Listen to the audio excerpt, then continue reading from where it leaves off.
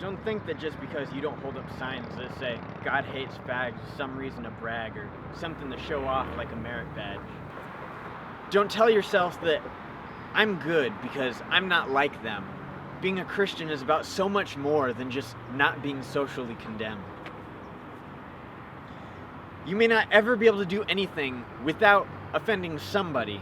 Let's not get that confused.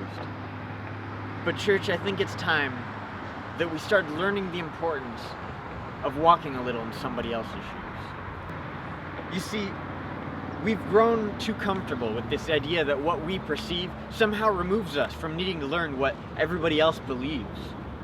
On views about the Bible, there's almost a perfect split, where we Christians think it's beautiful and others think it's a piece of junk, avoiding it at all costs as if it smells like a skunk. No need to take another look because it's just far too easy to debunk. And don't you think that that's something we should try and understand? Why? Might be the best question that we can ask because there's a never-ending list of questions and answers if you're up for the task. If you're going to learn, don't do it to win some debate. That self-righteous attitude is not what we're called to emulate. Plus, that doesn't work anyways. In fact, that's why they don't listen. We forget to be like the one who has risen.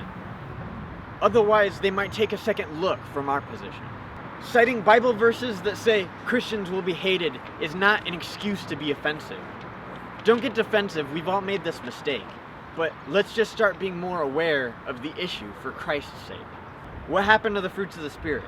Love, peace, patience, kindness, self-control. Shouldn't this be the attitude that we always aim to uphold? Remember when Peter said, always be prepared to make a defense for what we believe? Or when Paul said, know the word so that you might not be deceived? 2 Corinthians says, we destroy arguments against the knowledge of God and make them obedient to Christ. Debate is a good thing. Just don't forget to be loving. That's my advice. We use a passive-aggressive attitude to call anyone that disagrees with us an idiot without actually using the word. As long as we continue to be hostile, we will always remain to go unheard. That doesn't work anyways. Why do we continue to stir up anger when others fail to see that which for us had to be shown? For it is by grace that we have been saved, and it was not done on our own.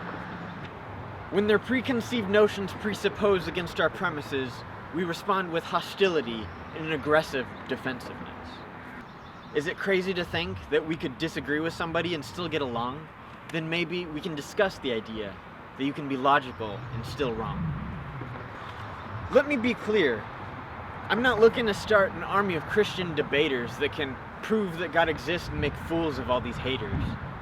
God has put it on my heart to help raise up Christian thinkers, but ones that can be calm and reasonable and not just go pointing fingers. Besides, that doesn't work anyways. People come to Christ through love, always have, always will. Yet some people insist on seeking out arguments as if it's some religious obligation to fulfill. We need to change this perception, that the church is the source of this intellectual regression. The church used to be the scientific authority and leading innovation, and now we aren't even accepted in public education. The church needs to be aware that the Christian image needs to be repaired, because when we, the church, are not prepared, the Christian church can't compare to these other thinkers that will declare that Christianity just doesn't care.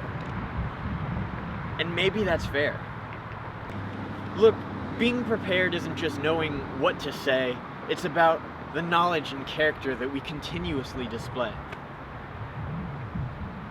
What we're doing right now just isn't working. I think we all can agree. So I think it's time we start approaching critics with the Christian concept of sophistry.